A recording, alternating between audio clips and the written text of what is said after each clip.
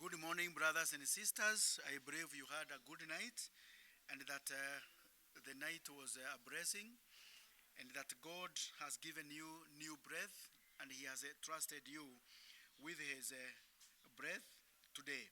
And therefore, after realizing that it's God who has given us His breath, it's good also to hear from Him. What is He having for us today? How do we approach the day? And what is expected of us? And now we know that a new day comes with new challenges, a new day comes with new ways of life. And because we have not lived again in this day, we need to know what is God telling us in this day. And in the days of old, when we read from Joshua, we learn that God had a role to play. He wanted to prepare Joshua for new responsibilities, for new dispensation, and for everything that was needed to make sure that he will not jangle around his ministry. And therefore, allow us to read from Joshua 1, where God is telling him directly. Joshua 1 says, after the death of Moses, the servant of Lord, the Lord said to Joshua, son of Nun, Moses' assistant, Moses, my servant, is dead. Now then, you and all these people get ready to cross the Jordan River into the land I am about to give them, to the Israelites. I will give you every place where you set your foot, as I promised Moses. Your territory will extend from the desert to Lebanon, and from the great river of Euphrates, all the Hittites' country, to the great sea on the west. No one will be able to stand against you all the days of your life. As I was with Moses, so I will be with you. I will never leave you nor forsake you. Be strong and be courageous, because you will lead these people to inherit the land. I'll swear to their forefathers to give them. Be strong and very courageous. Be careful to obey all the law my servant Moses gave you. Do not turn from it to the right or to the left, that you may be successful wherever you go. Do not let this book of law depart from your mouth. Meditate on it day and night, so that you may be careful to do everything written in it.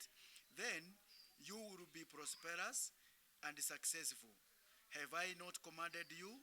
Be strong and courageous. Do not be terrified. Do not be discouraged. For the Lord your God will be with you wherever you go. Brothers and sisters, we have heard what preparation God was making to Joshua. He had had an opportunity to work on Joshua, and Joshua was assisting Moses in some errands. And when Joshua was assisting Moses, it is God who was preparing him for leadership. At this particular moment, when Moses died, God did not terminate his plan to give the children of Israel what he had promised. He kept his word, and he knew that the multitudes that he had redeemed from slavery had a destiny, and the destiny was the land that he had promised. So the death of Moses did not deter God's plan. Actually, he is confirming here now that even without Moses, the promised land is there, and my word is still there, and that all the people that were to benefit from redemption are still entitled to go and to enter the land. So with or without Moses, God is still faithful. With or without Moses, God is still fulfilling his promises, and he is faithful to keep his word. And I want to encourage you, brothers and sisters, that as you face new challenges today, as you face the newness of time, as you you consume every hour, every moment, it's good to know that every other man can die, every other man can vanish, every other dispensation can cease, but God's faithfulness will last forever. He is from everlasting to everlasting, and actually he is from yesterday, today, and forever. He is before time, he is within time, and even after time, he will be there. This is a force we can reckon with. This is a person we can depend on. This is our God, and this is our Redeemer. He is actually assuring Joshua that now that Moses is not there, and I have promised these people to inherit the land that's beyond the river, you yourself be courageous. I am with you.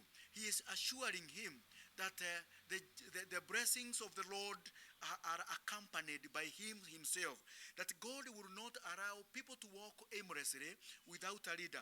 If it is God who is going to bless you, he is going to connect you, he is going to accompany you, he is going to fight your battles. Listen what he is saying, that be strong and be courageous, because you be strong and be courageous, because you will lead these people to inherit the land I saw you to your fathers. Be strong and be courageous. Be careful. Obey all the law that Moses gave you. It is telling Joshua that even though I am appointing you, you are not going to depend on your own. You are not going to depend on your knowledge alone, but you are going to depend on the law that you got from Moses. Brothers and sisters, even when we are promised the presence of God, even when God is faithful, there is something he is expecting to us, that the day today we are going to spend it in his presence, under his instructions, in his law, and we are going to meditate on his word. What is the word of the Lord telling us every moment, every hour? Joshua is commanded not to allow the book of the law depart from his mouth.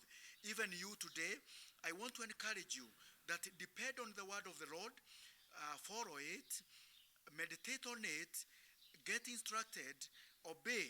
And then after obeying, he is saying that you are going to be prosperous, and you are going to benefit, you are going to own the land, and the battles that are ahead of you are going to be fought by God.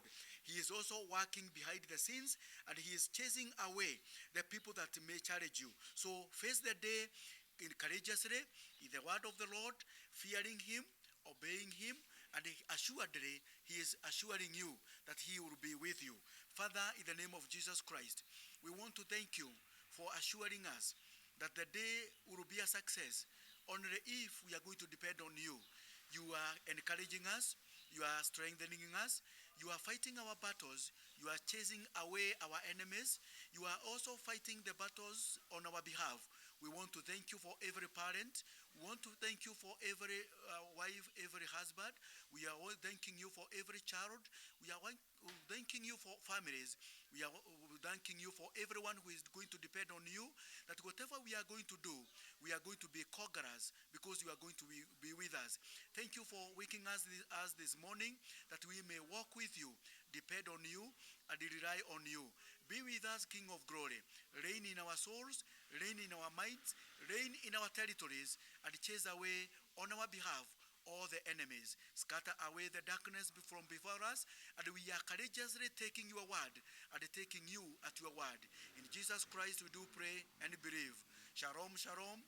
May God bless you, keep you, and let us meet again at this point as we worship God together. Thank you. May God bless you.